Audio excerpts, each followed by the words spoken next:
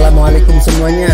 Semoga kalian semua dalam keadaan sehat dan dilancarkan rezekinya. Amin ya robbal alamin. Kisah kakek buta yang dituduh mencuri ini terjadi di zaman Nabi Musa alaihi salam, di mana kala itu Nabi Musa bermunajat kepada Allah, minta diperlihatkan keadilan Allah kepada makhluknya. Seperti kita ketahui, Allah memberikan keistimewaan kepada Nabi Musa bisa berdialog langsung dengan Allah tanpa perantara malaikat. Suatu ketika saat Nabi Musa bermunajat di Bukit Tursina, terbesit dalam hati beliau ingin melihat keadilan Allah secara langsung. Beliau penasaran bagaimana Allah menjatuhkan keadilannya atas makhluk-makhluknya di dunia. Maka Nabi Musa berdoa kepada Allah, "Wahai Tuhanku, perlihatkanlah kepadaku keadilan dari sisimu." Allah membalas doa Nabi Musa, "Sesungguhnya kamu adalah seorang yang terburu-buru. Kamu sungguh tidak akan mampu bersabar." Nabi Musa kembali berkata, "Insya Allah hamba dapat bersabar dengan apa yang akan terjadi." Allah pun mengabulkan permohonan Nabi Musa.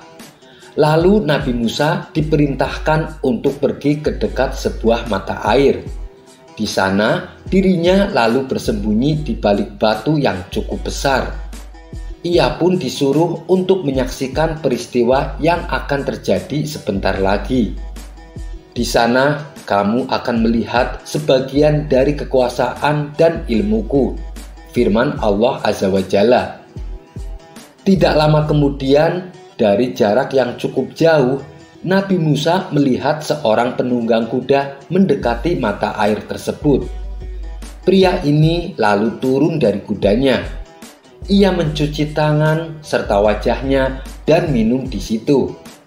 Di sisi kuda yang ia tunggangi tergeletak tas milik lelaki tersebut. Penutupnya sedikit terbuka dan menampakkan koin-koin emas begitu banyaknya. Lelaki tersebut kemudian melaksanakan sholat. Sesudah itu ia kembali menaiki kudanya.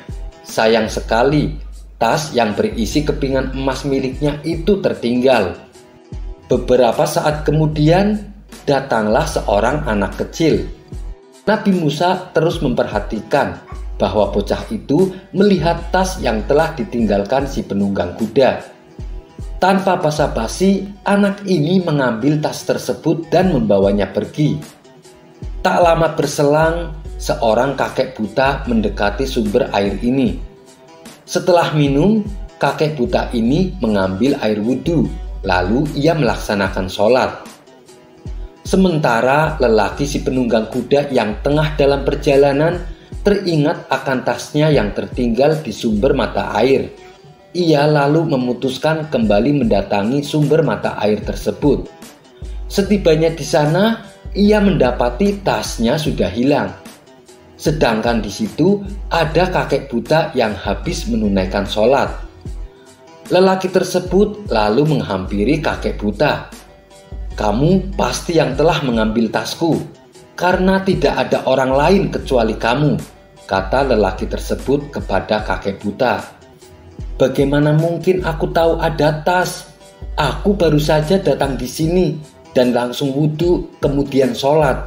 Lagi pula kedua mataku ini telah buta," jawab si kakek tua. Mendengar alasan kakek tersebut, lelaki itu malah menjadi marah. Ia kemudian mencabut pedangnya. Ditebasnya leher kakek yang malang itu dan tewas seketika. Lelaki tersebut lalu menggeledah kakek buta yang sudah mati untuk mencari tasnya.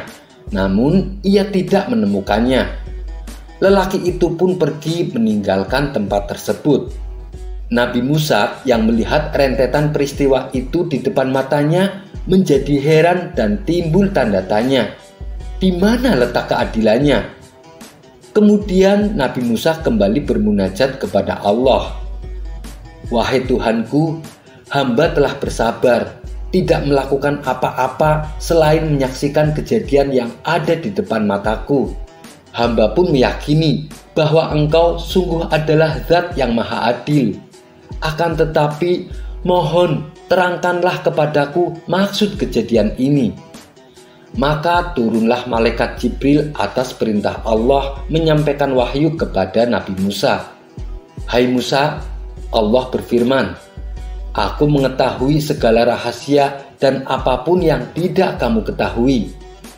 Anak kecil yang mengambil tas itu sesungguhnya telah mengambil hak miliknya sendiri. Hal ini lantaran ayah anak tersebut dulu menjadi buruh penunggang kuda selama bertahun-tahun. Namun ia tidak pernah mendapatkan upah.